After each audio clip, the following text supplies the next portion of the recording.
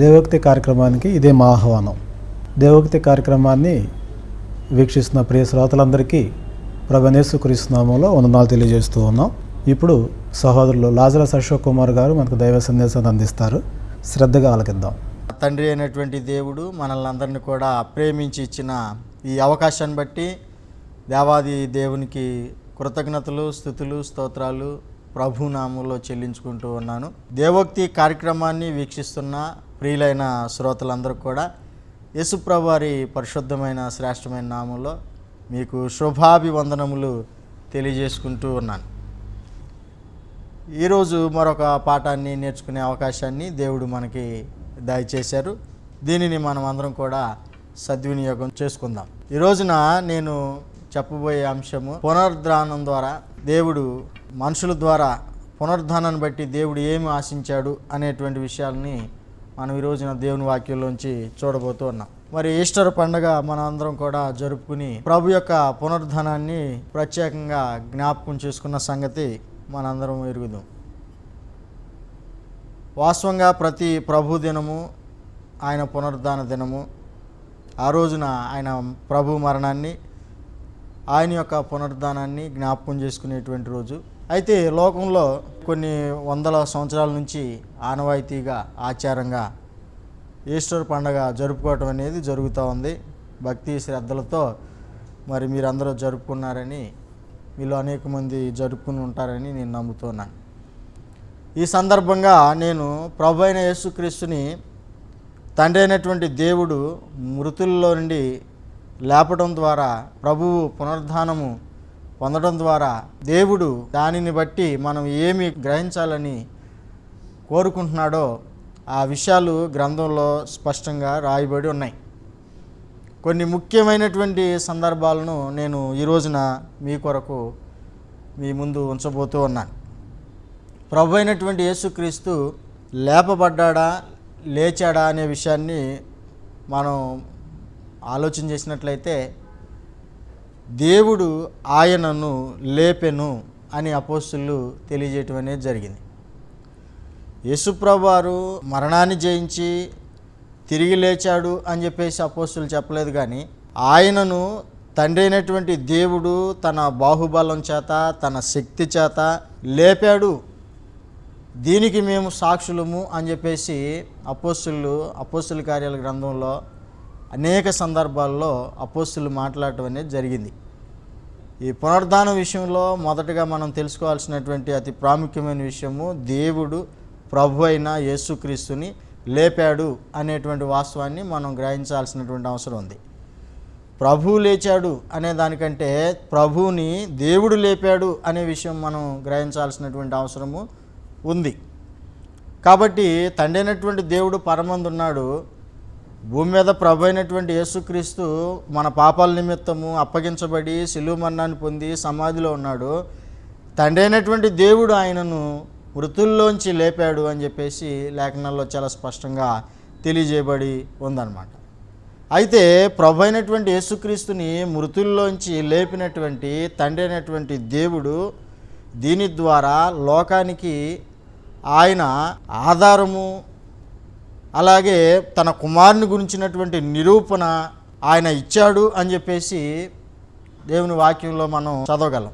ఈ యొక్క పాఠంలో మొదటగా నేను చెప్పాలనుకున్నటువంటి విషయము, రోమిలికి రాసిన పత్రిక 1వ అధ్యాయము 7వ వచనంలో మనం చదివినట్లయితే అది చాలా పెద్ద వచనం.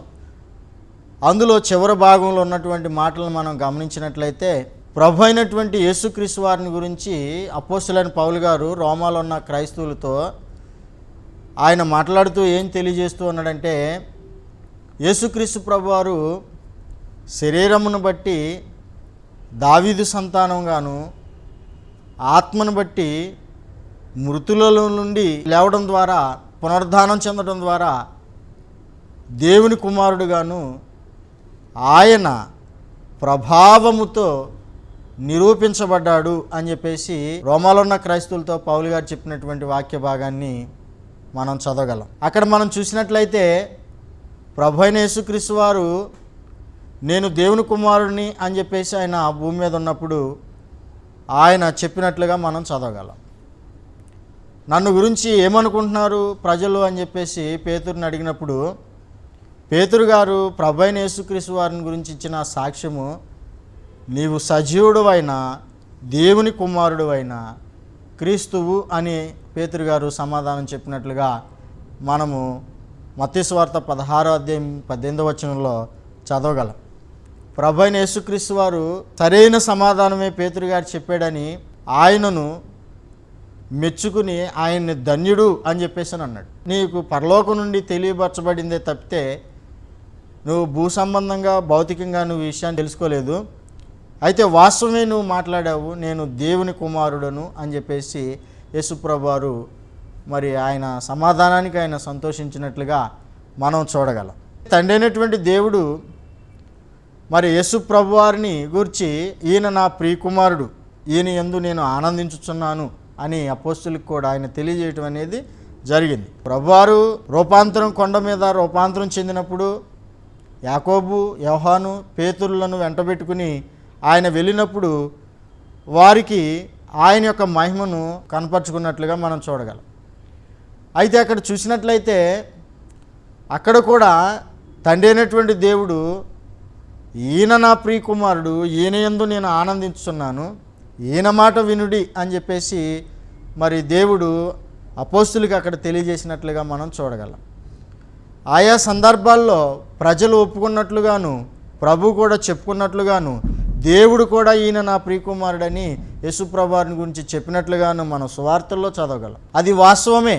అయితే ఈ వాస్తవాన్నే పునరుద్ధానం ద్వారా తండ్రి అయినటువంటి దేవుడు లోకానికి ఆయన ప్రభావంతో యేసుక్రీస్తు నా కుమారుడు అని ఆయన నిరూపించుకున్నాడు అని చెప్పేసి రోమాలో ఉన్న క్రైస్తవులతో అపోస్తులైనటువంటి పౌలు గారు తెలియజేయడాన్ని ఇక్కడ మనం చూస్తూ ఉన్నాం.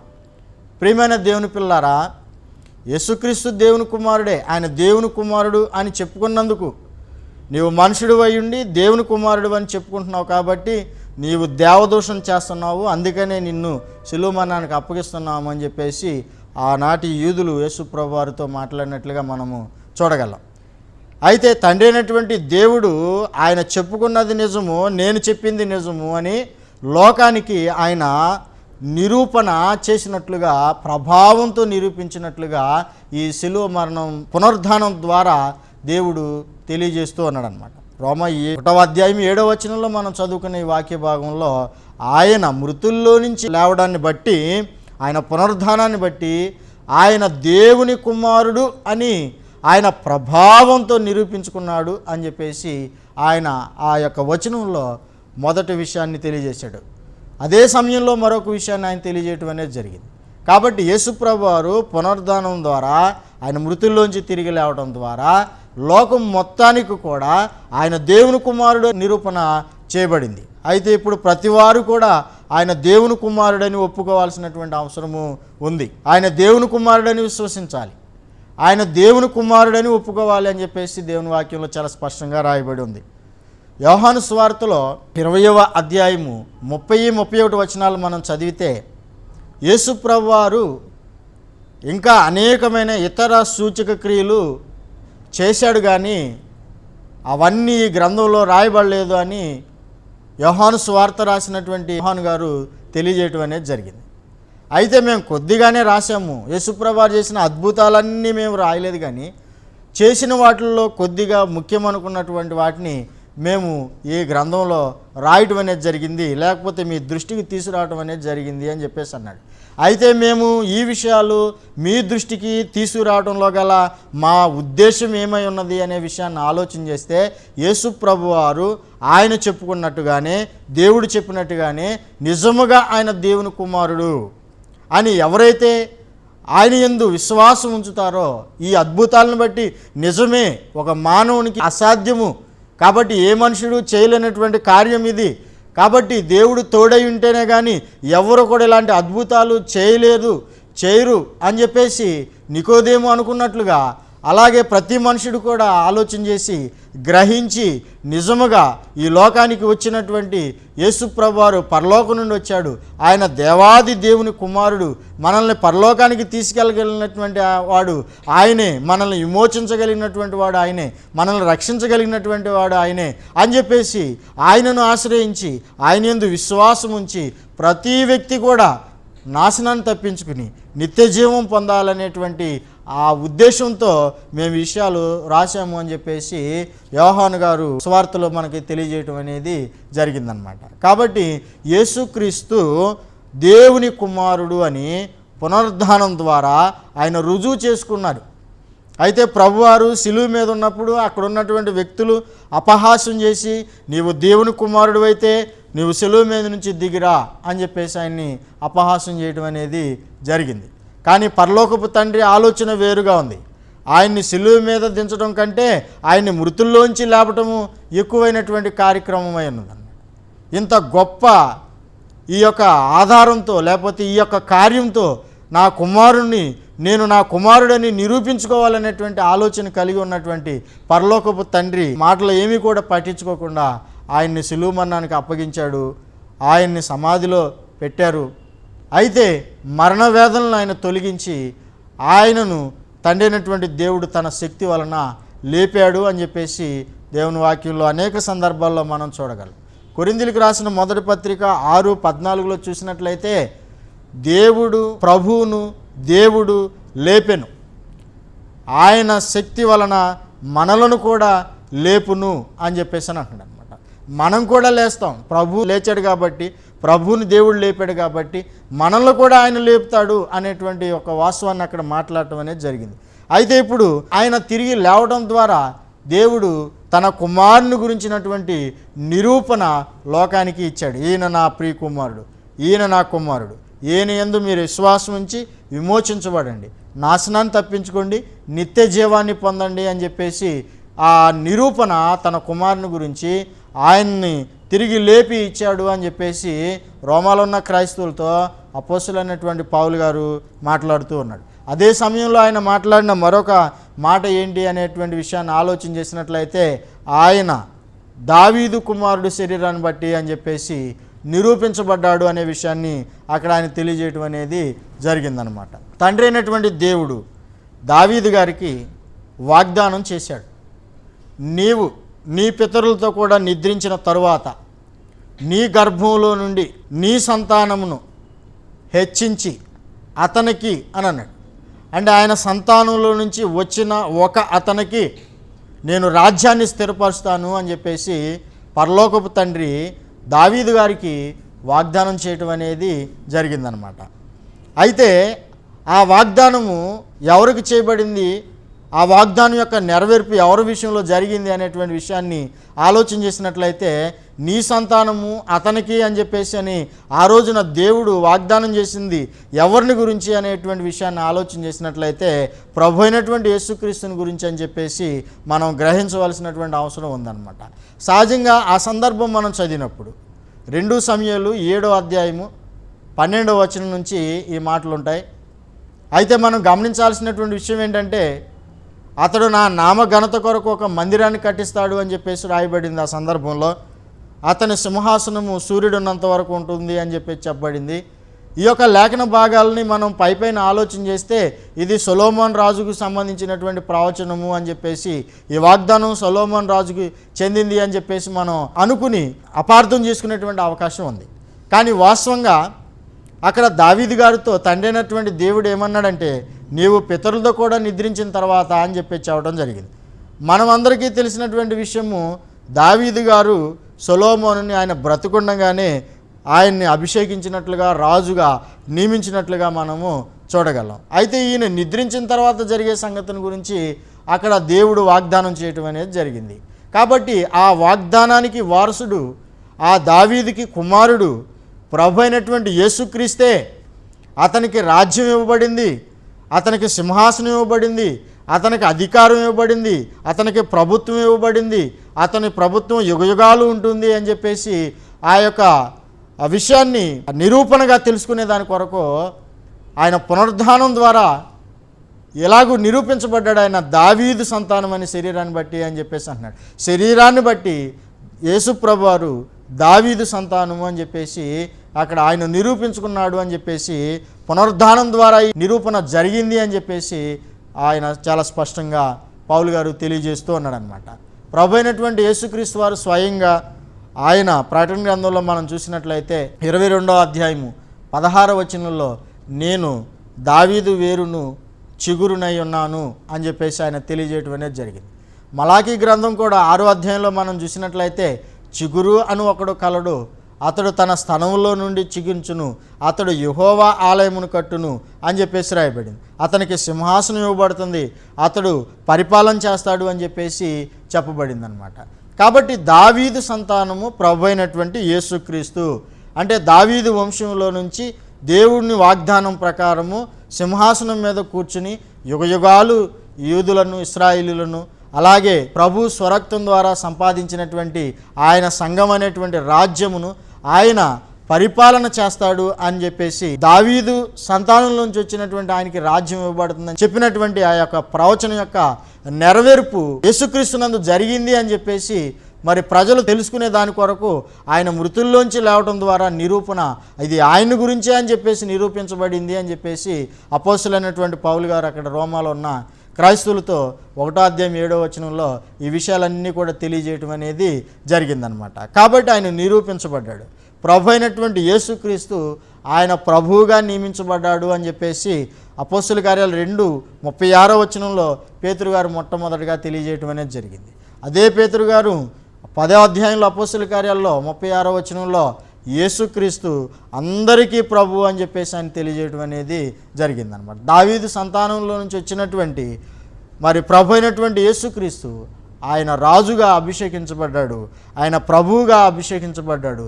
పరలోకమందున్నటువంటి తండ్రి దావీదుకు చేసినటువంటి వాగ్దానము, ప్రభువుని బట్టి వాగ్దానం చేసినటువంటి ఆ యొక్క వాగ్దానాన్ని ప్రభు ద్వారా నెరవేర్చి ప్రభువును ఆయన రాజుగా నియమించాడు అని చెప్పేసి లేఖనాలు చాలా స్పష్టంగా తెలియజేస్తూ ఉన్నాయి. దేవుని రాజ్యము అనే అంశాన్ని గురించి గతంలో నేను 3 వారాలు తెలియజేయటం అనేది జరిగింది. భూమి మీద ఉన్నటువంటి క్రీస్తు సంఘమే దేవుని రాజ్యము. ఆ యొక్క రాజ్యాన్ని ప్రభు అయినటువంటి యేసుక్రీస్తు పరిపాలన చేస్తూ ఉన్నాడు.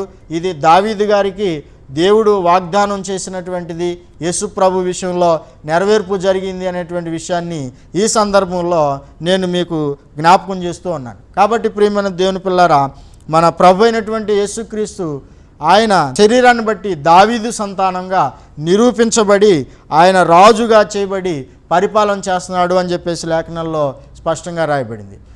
చూసినట్లయితే నతానియేలు ప్రభు అయినటువంటి యేసుక్రీస్తుని గురించి ఈ 2 నిరూపణలను ఆయన మరణించక ముందే, పునరుద్ధానానికి ముందే, తొలి పరిచయంలోనే యేసుప్రభు వారి దగ్గరకు వచ్చిన తొలిసారే ఆయన ప్రభువుని గురించి ఒప్పుకున్నట్లుగా మనము యోహాను సువార్త 1వ అధ్యాయము 49వ వచనంలో చూడగలం.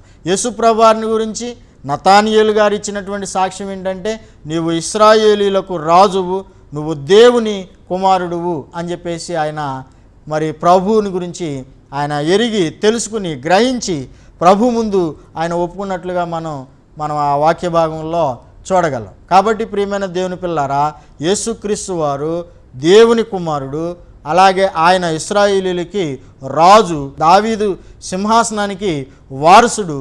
దేవుని వాగ్దానం ప్రకారము దావీదు యొక్క సింహాసనాన్ని అధిష్ఠించినటువంటి వాడు అనేటువంటి వాస్తవాన్ని మనమందరం కూడా తెలుసుకోవాల్సినటువంటి అవసరం, గ్రహించాల్సినటువంటి అవసరం ఉంది. పునరుద్ధానం ద్వారా జరిగినటువంటి కార్యం ఇది. పునరుద్ధానం ద్వారా తండ్రి అయినటువంటి దేవుడు తన కుమారుడని నిరూపించుకున్నాడు. అదే సమయంలో దావీదు కుమారుడని శరీరాన్ని బట్టి ఆయన నిరూపించుకున్నట్లుగా ఈ వాక్య భాగంలో మనం చదువుతూ ఉన్నాం. యేసుక్రీస్తు ప్రభువారు నేను దేవుని కుమారుని అని ఆయన చెప్పుకున్నాడు. అలాగే నేను రాజుని అని చెప్పేసి ఆయన భూమి మీద ఉన్నప్పుడు చెప్పుకోవడం అనేది జరిగింది. పిలాతు ప్రభు అయిన యేసుక్రీస్తు వారిని నీవు రాజువా అని ప్రశ్నిస్తే యేసుప్రభు వారు అన్నాడు, నీవన్నట్టు నేను రాజునే అని చెప్పేసి అన్నాడు. నేను కాదు అని చెప్పేసి ఆయన అనలేదు. అయితే ఇక్కడ గమనించాల్సినటువంటి విషయం ఏంటంటే, అనేక మంది యేసుప్రభు వారు ప్రస్తుతం కాదు రాజు, ఆయన రాజుగా రాబోతూ ఉన్నాడు అని చెప్పేసి చాలామంది నమ్మటం, చాలామంది అభిప్రాయపడటం బాధాకరమైనటువంటి విషయం అన్నమాట. ప్రభు అయినటువంటి యేసుక్రీస్తు ప్రస్తుతము ఆయన రాజు. ఆయన ఇప్పుడు పరిపాలన చేస్తూ ఉన్నాడు.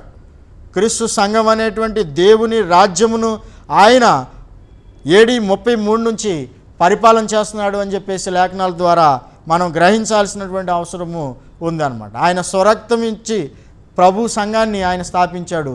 ఆయన స్వరక్తం ద్వారా రాజ్య స్థాపన చేశాడు అని చెప్పేసి మరి దేవుని వాక్యంలో అనేక సందర్భాల్లో చెప్పబడి ఉంది. ఈ విషయాలు నేను గతంలో చెప్పడం అనేది జరిగింది. కాబట్టి ప్రియమైన దేవుని పిల్లారా, మనం ఆలోచన చేయాల్సిన సంగతి ఏంటంటే యేసుక్రీస్తు దేవుని కుమారుడు. ఆయనకు వేరుగా ఎవరో కూడా దేవుని యొద్దకు చేరే అవకాశం లేనే లేదు. యేసు ప్రభువారు దావీదు సంతానము, దావీదుకు వాగ్దానం చేసినటువంటి సంతానము ప్రభు అయిన యేసుక్రీస్తు. ఆయన దావీదు కుమారుడు అని పునరుద్ధానం ద్వారా ఆయన నిరూపించబడ్డాడు అని చెప్పేసి లేఖనాలు చాలా స్పష్టంగా తెలియజేస్తూ ఉన్నాయన్నమాట.